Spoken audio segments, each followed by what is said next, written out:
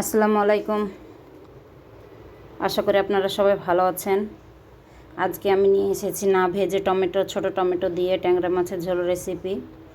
এইখানে আমি পেঁয়াজ, আদা, এক টুকরো রসুন এগুলো বেটে নেব, জিরা বাটাতে বেটে নিব। আর অন্যদিকে 1 চামচ হলুদ গুঁড়ো, 1 চামচ মরিচ গুঁড়ো আর পরিমাণ মতো লবণ দিয়ে একটু পানি দিয়ে গলিয়ে রাখবো, যাতে করে বাটা মশলার একটা স্বাদ আসে।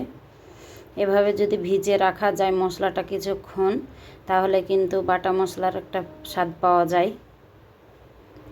আরেক দিকে আমি একটা পাতিলে তেল দিলাম, সয়াবিন তেল পরিমাণ মতো দিয়ে আদা, রসুন, পেঁয়াজ আর জিরাটা বাটা দিয়ে দিলাম। আর যে মিক্সড করা মশলা ছিল সেটা দিয়ে দিব, দিয়ে একটু পানি দিয়ে ধুয়ে দিয়ে ভালোভাবে কষাবো। এই মশলাটা কষাটাই মেন। একটু একটু একটু করে পানি দিয়ে আমি মশলাটা ভালোভাবে কষিয়ে নিব, যতক্ষণ না পর্যন্ত তেলটা ছেড়ে যায় মশলা থেকে। তেলটা ছেড়ে গেলে আমি এখানে, আমার একটু তেল কম মনে হয়েছিল, ওই জন্য একটু তেল দিয়েছিলাম। তেল ছেড়ে দিলে এখানে আমি মাছগুলো আর টমেটো একসাথে দিয়ে কষাবো। এটা বড় বড় ট্যাংরা মাছ, দেশি ট্যাংরা না বিদেশি ট্যাংরা তা আমি জানি না, চিনি না অতটা, কিন্তু ট্যাংরা মাছ এটা চিনি।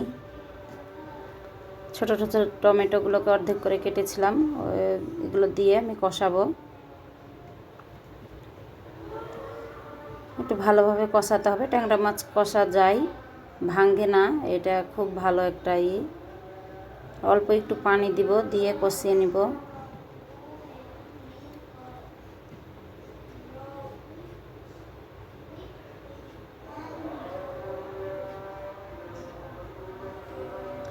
মাছগুলো কষানো হয়ে গেলে এখানে আমি ঝোল দিয়ে দিব।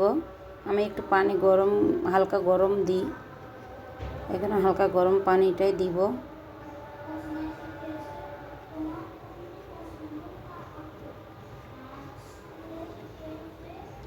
পানি গরম, যে কোনো তরকারিতে একটু গরম পানি দিলে স্বাদ ভালো হয় এবং তাড়াতাড়ি মনে হয় রান্না হয়ে যায়। কয়েকটা কাঁচামরিচ চিড়ে দিয়ে দিলাম, দিয়ে ঢেকে রেখে দেব। আসলে আমি একা হাতে ভিডিও করি, ওই জন্য আমার ভিডিওগুলো একটু আঁকা বাঁকা হয়ে যায়।